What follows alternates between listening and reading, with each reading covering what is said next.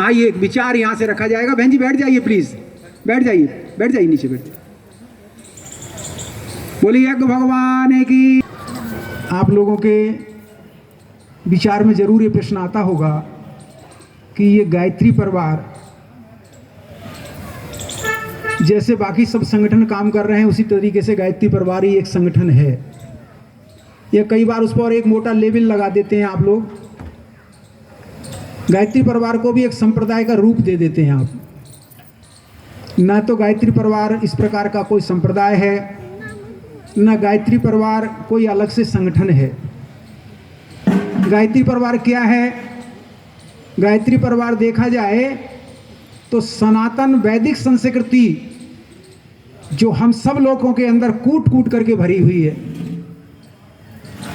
और उसी के निर्देशानुसार, उसी के शास्त्रानुसार हम सब लोग प्रयास तो करते ही हैं कि जीवन भी जिया जाए और जीवन का संचालन भी उसी दिशा में हो।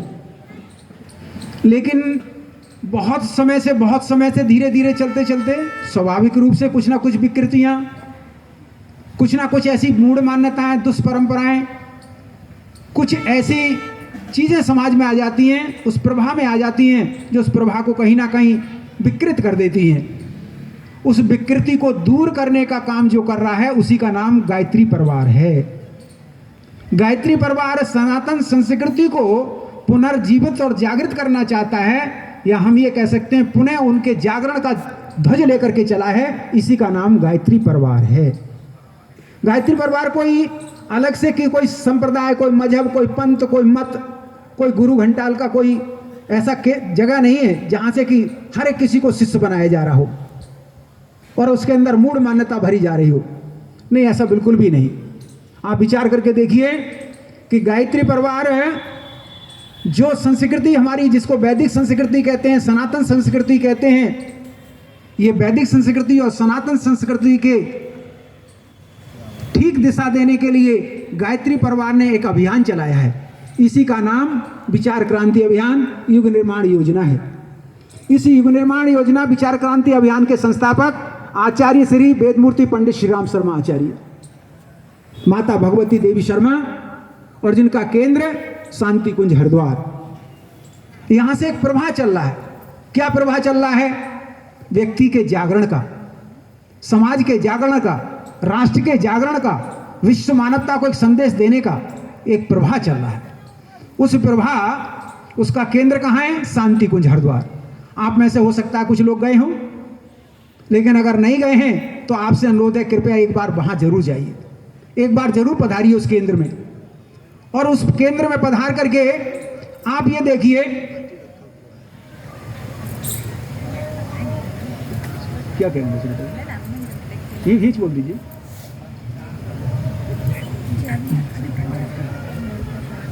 गायत्री सोसाइटी बहुत अच्छी बात है। गायत्री सोसाइटी भाई साहब ने रखा है, बहुत अच्छी बात है। लेकिन भाई साहब वो कहते हैं ना कि बहुत अच्छी बात है तो गायत्री परिवार रखा है, लेकिन हम इसके मूल उद्देश्य को भी समझें। क्या है उद्देश्य? हम चर्चा कर रहे थे कि गायत्री परिवार वास्तव में जो सनातन संस्कृति में, वैदिक संस्कृति में जो जहां कहीं विकृति आई है उसे दूर करने का काम गायत्री परिवार कर रहा है। या हम ये कह सकते हैं कि देव संस्कृति के निर्माता यज्ञ पिता गायत्री माता। यज्ञ पिता और गायत्री माता का मतलब क्या हुआ कि गायत्री का मतलब सदविचार, सदचिंतन, सदविचार और सदचिंतन का नाम गायत्री है। तो सदचिंतन और सदविचार कैसे करें? भाई साहब तो माला जप लेते हैं ना, कि भाई साहब माला जप लेते होंगे आप, लेकिन बिना माला के भी तो सदचिंतन आ सकता है ना। तो कि फिर माला जपना बेकार है क्या? नहीं, माला है तो आधार, लेकिन उसके प्राण को तो समझिए ना। प्राण क्या है? एक एक जब हम उसका दाना एक एक मन का उसका नीचे लाते हैं तो बार बार एक ही ध्यान जाता है कि वो भगवान क्या है? सर्वव्यापी और न्यायकारी है। शरीर को भगवान का मंदिर समझकर आत्म संयम और नियमितता द्वारा आरोग्य की रक्षा करेंगे। शरीर को भगवान का मंदिर समझेंगे। कोई मंदिर बाहर जो बने हैं वो ठीक है, देवालय बाहर जो बने हैं ठीक है, लेकिन ये शरीर ही हमारा मंदिर है, इसमें भगवान का अंश विद्यमान है। एको देवा सर्वभूतेषु गुणा सर्वव्यापी सर्वभूतात्मा कर्माध्यक्ष सर्वभूतादिवासा साक्षी चेता केवलो निर्गुणस्य। वो निर्गुण भगवान, वो साक्षी, वो चेतन भगवान, वो सर्वव्यापी भगवान, वो सर्वशक्तिमान भगवान एक अंश के रूप में हमारी प्राण चेतना के रूप में अंदर बैठा हुआ है। तो फिर उसको लिए हम क्या करें? हम किसी भी मत से, किसी भी पंथ से जुड़े हों, हम किसी भी तरीके से पूजा पाठ करते हों, लेकिन विचार अंदर से विचार बार बार आता है क्या ये कि हम ईश्वर अंश हैं, ईश्वर अंश जीव अविनाशी चेतन अमल सहज सुख राशि। हम ईश्वर अंश हैं, सबसे पहला भाव ये जगना चाहिए हमारे अंदर। तो भाव जगता है क्या? यदि नहीं जग रहा है तो उसे कैसे जगाएं? आत्मबल को जागृत कैसे करें? मनोबल को जागृत कैसे करें? उसी के लिए गायत्री मंत्र है। आत्मबल जागृत हो, मनोबल हमारा जागृत हो। भाइयों और बहनों, आज हम विभिन्न प्रकार के सेवा के प्रकल्प चलाते हैं समाज में। किस प्रकार की सेवा के? कि यदि कोई आदमी भूखा है तो उसे अन्न खिला देते हैं, भोजन दे देते हैं। हम भोजन खिलाकर उसकी भूख को शांत कर सकते हैं। और कोई बीमार है, कोई दीन दुखी है तो उसे कोई सहयोग दे करके, उसकी दवा दारू करके, सेवा करके उसका काम चला सकते हैं। लेकिन जिसका पतन हो गया हो उसका निवारण कैसे होगा? युग ऋषि ने कहा, बेटा आज समाज का पतन हो रहा है। पतन कैसे होता है? पतन ऐसे होता है कि आदमी के खाने पीने के भरपूर साधन होते हैं, आदमी बीमार नहीं होता, लेकिन कहां से बीमार होता है? भावना से बीमार होता है, संवेदना से बीमार होता है, हृदय से बीमार होता है। और ऐसा बीमार आदमी, जितने साधन उसके पास हैं वो सब कम पड़ते हैं, सब लगता है कि कम पड़ेंगे। भाई साहब क्या करें, भाई साहब क्या करें, साधन तो है ही नहीं, अच्छे काम के लिए साधन नहीं निकल पाते। ऐसे लोग, ऐसे समाज में जहां कहीं भी आप विचार करके देखिए कि इस प्रकार की भावना फैली हो, ऐसा समाज जहां कहीं भी होगा तो समाज को कैसे अच्छे रास्ते पर लाया जा सकता है? तो किससे लाया जाएगा? गायत्री से। गायत्री का मतलब वही प्राण चेतना जागृत करेगी, वही विचार जागृत करेगी। और दूसरा यज्ञ, यानी माता हमको साहस देगी, संवेदना देगी, हमारे अंदर उत्साह का वर्धन करेगी। और यज्ञ क्या करेगा? विवेक चर्चा ब्रह्म ज्ञान की करते, किंतु पाप से तनिक न डरते, राम नाम जपते हैं दुख में, साथी हैं रावण के सुख में। चर्चा ब्रह्म ज्ञान की करते।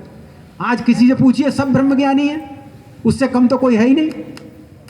लेकिन बड़ी दिक्कत की बात तो ये हो रही है कि हमारे संस्कारों में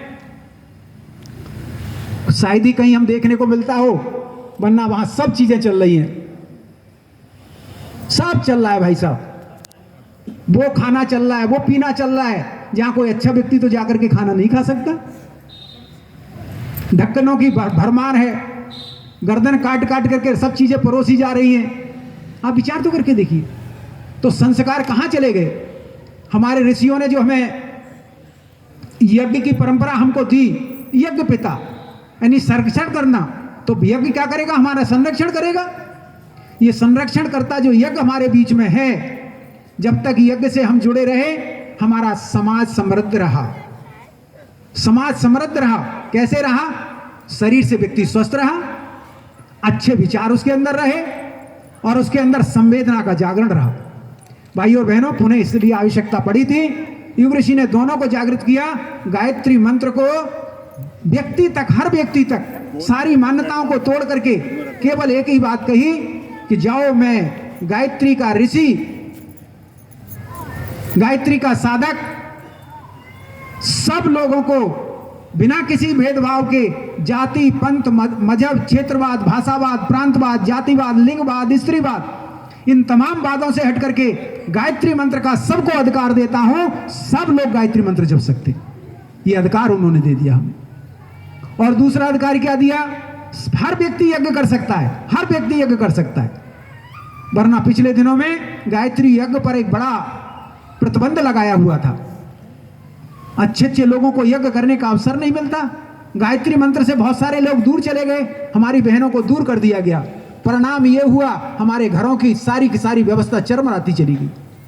भाइयों और बहनों, विचार करके देखिए कि आज आवश्यकता है कि ऋषियों की उन परंपराओं को, यज्ञ गायत्री माता को और यज्ञ पिता को अपने घर घर स्थापित करने की आवश्यकता है और ऋषियों की परंपराओं को घर घर स्थापित करने की आवश्यकता है। तो घर घर स्थापना करनी होगी, तभी हमारी भारतीय संस्कृति जागृत होगी। आप विचार तो करें, वो भारतीय संस्कृति जिसको विशुद्ध वैज्ञानिक संस्कृति कहा गया, अगर जिसके हम सारे निर्माण देख लें, दक्षिण भारत के मंदिरों को देख लें, तो दुनिया के वैज्ञानिक माथा पकड़ करके परेशान हैं कि ये मंदिर बने कैसे थे। पूरी एक शिला को काट करके पूरा मंदिर बनाया गया, 5 एकड़ के बीच में सबसे विश्व का सबसे बड़ा मंदिर। आप विचार करके देखिए, 2000 करोड़ जिसका टन जिसका मलबा था, कहां गायब हो गया, पता ही नहीं पड़ा आज तक। ऐसे मंदिरों को देख करके जो जिनके पत्थर ऐसी जमीन पर रखे हुए हैं और इतने भव्य मंदिर बने हुए हैं, वो कैसे टिके हुए हैं आज तक वैज्ञानिक इसका पता ही नहीं लगा पा रहे। कोणार्क का मंदिर जिसमें कि जिसके ऊपर से कोई प्लेन नहीं जा सकता, उसका चुंबकीय गुण जो वहां की उस मूर्ति को प्रकाश देता है और प्राण भरता है, वो ऐसा मंदिर जिसके कोई सानी नहीं है। यहां हिंदुस्तान में कम से कम सैकड़ों मंदिर ऐसे हैं आज के टाइम में जिनका वैज्ञानिकों के पास कोई समाधान नहीं है, कोई वैज्ञानिकता उनकी काम नहीं आती।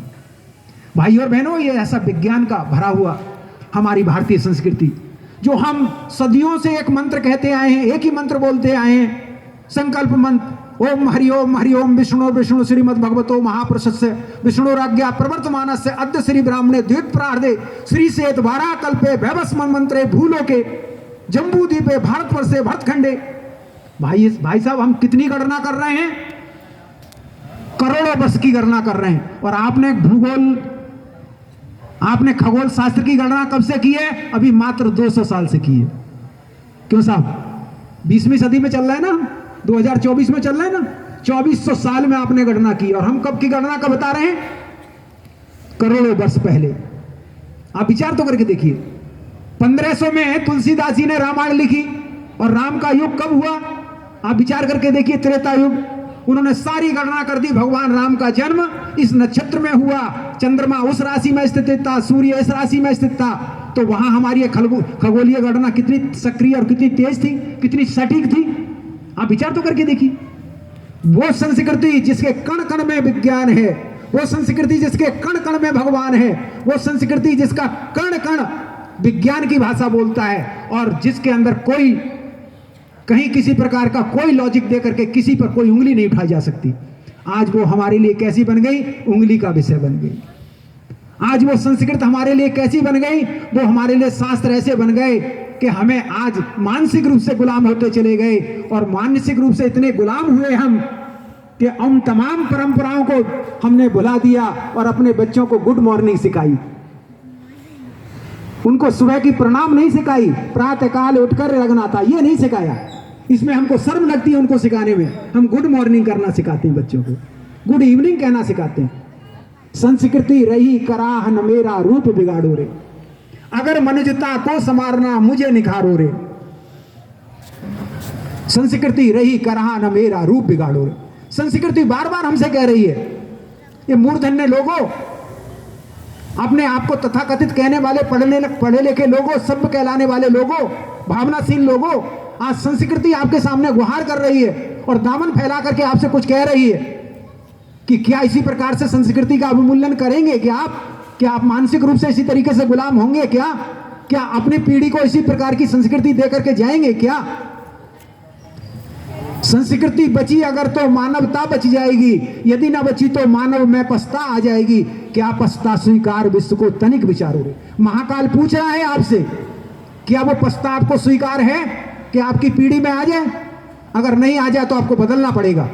आपको संस्कृति अपने घर से शुरू करनी पड़ेगी, उसके मूल्यों को अपने घरों में स्थापित करना पड़ेगा, अपने बच्चों को नई दिशा देनी पड़ेगी। भाई और बहनों, इस देश का सबसे बड़ा दुर्भाग्य रहा, दुर्भाग्य क्या रहा? जिस व्यक्तित्व को राष्ट्र का नायक बनना चाहिए था, उस राष्ट्र का इमोशनल ब्लैकमेल किया गया यहाँ के लोगों के माध्यम से, और उसको प्रधानमंत्री की जगह उसको एक गृह मंत्री बना दिया गया।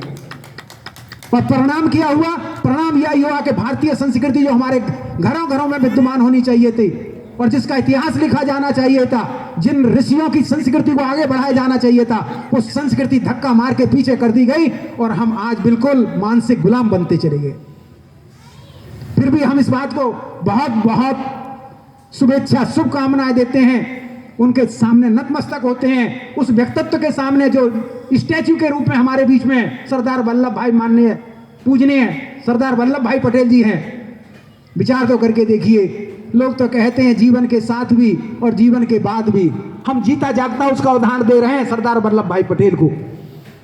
गुजरात में मूर्ति बनी, भाइयों बहनों, उसको राज्य को कितनी इनकम हो रही है मूर्ति से, करोड़ों रुपए की इनकम हो रही है। तो जीवन में भी देकर गए और बाद में भी दे रहे हैं, जीवन के साथ भी देते रहे, अपना संपूर्ण जीवन राष्ट्र को लगा दिया, अपनी जाति को लगा दिया, संपूर्ण राष्ट्र को लगा दिया और बाद में भी दे रहे हैं। आने वाले पर्यटक वहां पर इतनी लाखों रोजाना पर्यटक आते हैं और करोड़ों रुपए का स्टेट को चंदा मिल रहा है, पैसा मिल रहा है भाई साहब। तो ये राष्ट्र के बाद प्रतिभाएं हैं, ये हमारे समाज की प्रतिभाएं हैं। आप विचार करके देखिए, इन प्रतिभाओं की आज मांग कर हो रही है। ये प्रतिभा हमारी पुनः जागृत होनी चाहिए। कैसे जागृत होंगी, कैसे जागृत होंगी? आप विचार तो करके देखिए। युग ऋषि वेदमूर्ति पंडित श्री राम शर्मा आचार्य ने इस पूरे समाज को ऊपर उठाने के लिए और समाज में एक नई क्रांति का बीजारोपण करने के लिए अपने जीवन में 3300 पुस्तकें लिखी।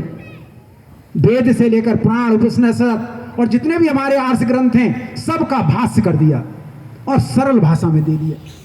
कैसे सरल भाषा में? मान लीजिए आज हमारे सामने उपनिषदें हम पढ़ नहीं पाते, उनकी भाषा संस्कृति की समझ में नहीं आती, तो भाई साहब युग ऋषि ने छोटे छोटे सूत्र दे दिए। हम बदलेंगे, युग बदलेगा, हम सुधरेंगे, युग सुधरेगा। अपना सुधार संसार की सबसे बड़ी सेवा है। मानव मात्र एक समान, एको दीवा एको देवा सर्वभूतेषु गूढ़ा। मानव मात्र एक समान, एक पिता की सब संतान। उन सूत्रों को, उन उपनिषदों के सूत्रों को युग ऋषि ने छोटे छोटे वाक्यों में पिरो करके हमें दे दिया। क्या कह दिया? अपना मूल्य समझें और ये अनुभव करें कि हम दुनिया के सबसे सर्वश्रेष्ठ व्यक्ति हैं। छोटे छोटे सूत्रों को, छोटे छोटे सूत्र बना करके हम सबको दे दिया और एक ऐसा शानदार साहित्य लिख दिया जो आपके बीच में प्रसाद के रूप में उपलब्ध है। हमारा आप सभी से अनुरोध है, जब यहाँ से प्रसाद लेकर के जाएं तो उस प्रसाद को नतमस्तक होकर के लेकर के जाइए और जाकर के घर जाकर के पढ़िए जरूर, उसमें विचार जरूर करिए। आज मोबाइल का युग है भाई और बहनों, मोबाइल बहुत तेजी से काम कर रहा है। कितनी तेजी से काम कर रहा है? अभी तो क्या हुआ है, आर्टिफिशियल इंटेलिजेंस आया है, एआई आया है। अगले दिनों में और क्या आने वाला है भाइयों? एजीआई आने वाला है और जीपीटी, चैट जीपीटी आने वाला है। तो ये सब धीरे धीरे काम कर रहे हैं, लेकिन इसके जो संस्थापक हैं मैन ने, उन्होंने कहा है, सेल्फमैन ने, कि अगले 2 साल बाद भी इनका निरर्थक हो जाएंगे। ये इससे भी आगे की विधा आ जाएगी, यानी इससे भी आगे की और चीजें आ जाएंगी। लेकिन भाई और बहनों, एक चीज नहीं जा सकती कभी। वो क्या नहीं जा सकती? ये साहित्य। इस साहित्य को रचने वाला व्यक्ति, साहित्य को लिखने वाला व्यक्ति, जिसने अपनी प्राण ऊर्जा और अपनी त्याग और अपनी तपस्या इसमें भर दी है, जो शब्दों के माध्यम से जो बात कही है, वो कभी झुठलाई नहीं जा सकती। तो आप सबसे अनुरोध है, यहाँ से प्रसाद के रूप में एक पुस्तक लेकर के जरूर जाइए। भाई और बहनों, हम चर्चा कर रहे थे किस बात की? इस बात की चर्चा कर रहे थे कि इस समाज की दुर्गति को कैसे दूर किया जाए। हम किसी की क्षुधा निवारण, किसी की और कोई समस्या का निवारण है वो कर सकते हैं, लेकिन पतन निवारण कैसे रोका जाए? तो पतन निवारण के लिए कौन आगे आएगा? आप में से कौन भाई ऐसे हैं जो संवेदनशील कहते हैं अपने आप को? कौन भाई ऐसे हैं जो भावनाशील अपने आप को कहलाते हैं? कौन भाई ऐसे हैं जो अपने आप को ये कहते हैं कि हम सभ्य समाज के नागरिक हैं? उनकी ड्यूटी ज़्यादा बनती है। किस लिए बनती है? अपने समाज को ऊपर उठाने के लिए। अपने समाज को, आप पटेल समाज से जुड़े हैं तो पटेल समाज में वो परंपराओं का निर्वाह करिए जो वास्तव में, जिनको यज्ञ पिता और गायत्री माता या हमारी ऋषि संस्कृति जिनको स्वीकृति देती है, उन परंपराओं को विकसित करिए। क्या करिए? हमारे घरों में किसी प्रकार का नशा ना हो। नशा से अपने सारे घरों को स्पष्ट कर दीजिए, कोई नशा ना करे। हम पटेल समाज में कोई नशा ना करे। नशा कैसा है? नशा नाश की जड़ है भाई, फल इसका अतिशय दुखदाई। व्यसन हमारी शक्ति शक्तियां छीण बनाते हैं, तन से दुर्बल मन से हमको हीन बनाते हैं। और दूसरा, हम किसी प्रकार का अभक्ष ना खाएं, जो खाने योग्य नहीं है, जिससे हमारा स्वास्थ्य खराब रहता है, वो हम ना खाएं। दूसरा, तीसरा, हमारे घर में जितनी शादियां होती हैं, वो शादियां हमें दरिद्र और बेईमान न बनाने पाए। भाई और बहनों, आज एक समाज में और एक प्रचलन चल गया है। कैसा प्रचलन चल गया है कि समाज में सामूहिक विवाह हो रहे हैं। ये सामूहिक विवाह ऐसे हो रहे हैं, एक बार हमारे मन में आया कि उन सभी लोगों से जो आयोजक मंडल हैं, उनसे हम पूछें जाकर के कि भाई बड़ी दावत के और बिना करोड़ों रुपया खर्च किए की थी क्या? एक के पास भी जवाब नहीं है।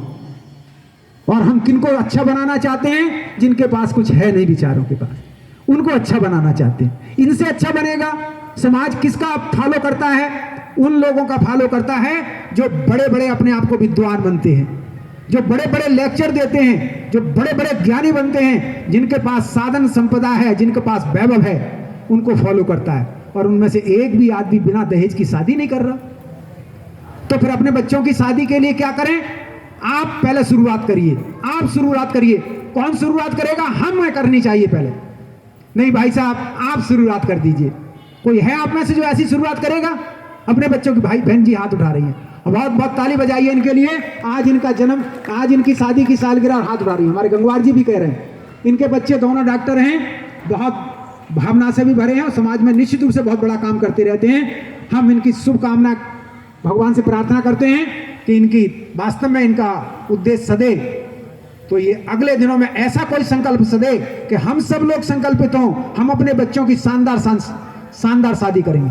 अगर आपको कहीं प्लेटफॉर्म नहीं मिलता है, अगर आपको कहीं कोई जगह नहीं मिलती है, आप शांति कुंज में आइए, शांति कुंज में आइए। हम कह रहे हैं गारंटी के साथ में सारी व्यवस्था हमारी होगी, टोटल व्यवस्था आप हमारी होगी। आप केवल आ जाइए, दोनों पक्ष, सारी शादी हम कराएंगे, बिना किसी पैसे के, बिना किसी नए पैसे शुल्क के।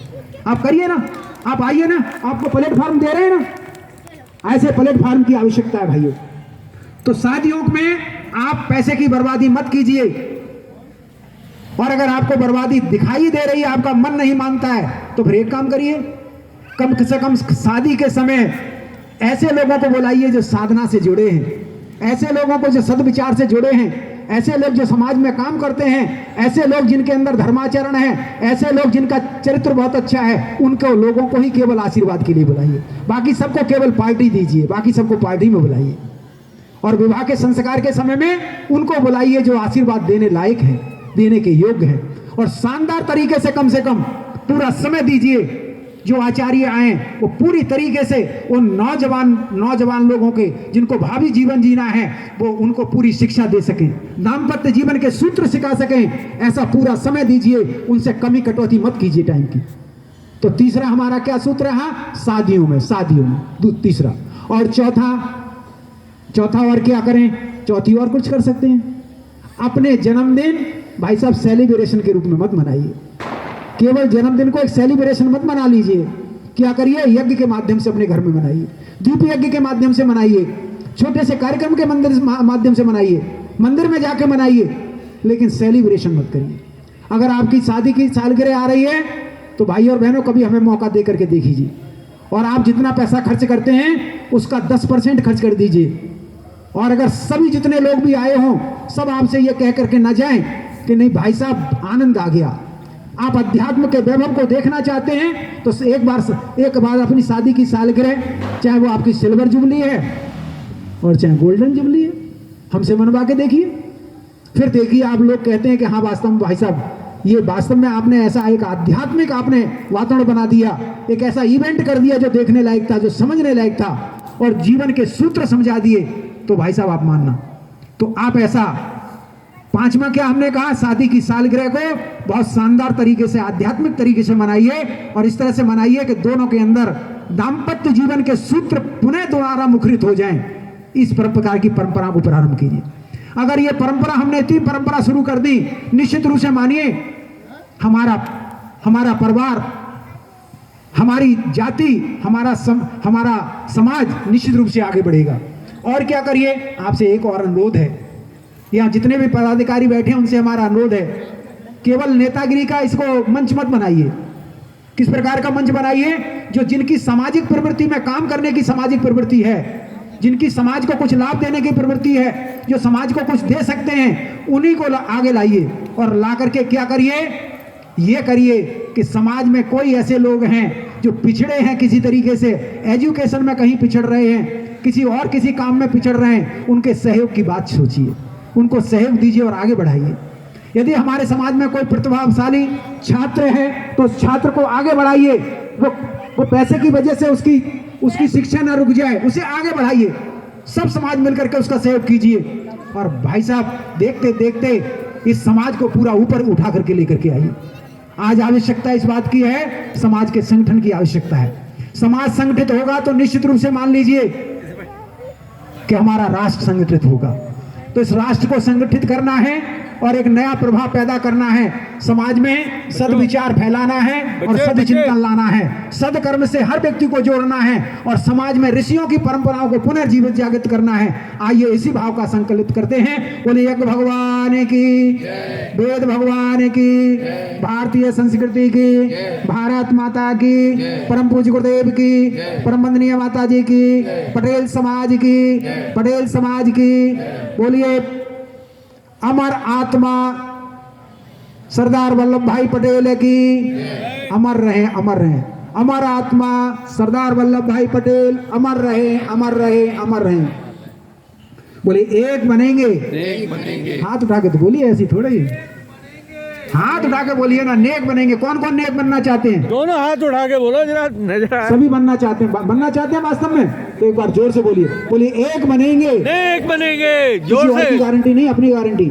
हम सुधरेंगे, युग सुधरेगा। युग सुधरेगा। इतने लोग सुधर जाए, पटेल समाज की गारंटी ले सकते हैं। हम सुधरेंगे, युग सुधरेगा। हम बदलेंगे, युग बदलेगा। विचार क्रांति अभियान, सफल हो, सफल हो, सफल हो। महिला जागृति अभियान। हाथ उठा के। बहनों, आप लोगों का दायित्व ज्यादा बनता है, घर में लगा दीजिए रोक बिल्कुल से। नहीं, अभी नहीं चलेगा, बिल्कुल अब नहीं चलेगा ये राक्षसी प्रवृत्ति। महिला जागृति अभियान, सफल हो, सफल हो, सफल हो। ज्ञान यज्ञ की ज्योत जलाने, हम घर घर में जाएंगे, नया सवेरा नया उजाला, इस धरती पर लाएंगे। जन्म जहां पर। हमने पाया। कुछ लोगों के हाथ आगे नीचे पाकिस्तान से, बांग्लादेश से आ रहा राशन, क्या गर्व से बोलिए ना। जन्म जहां पर, हमने पाया। जन्म जहां पर, हमने पाया। जन्म जहां पर, हमने पाया। अन्न जहां का, हमने खाया। अन्न जहां का, हमने खाया। वस्त्र जहां के, हमने पहने। ज्ञान जहां से, हमने पाया। वह है प्यारा, देश हमारा, प्यारा प्यारा। देश हमारा। देश की रक्षा कौन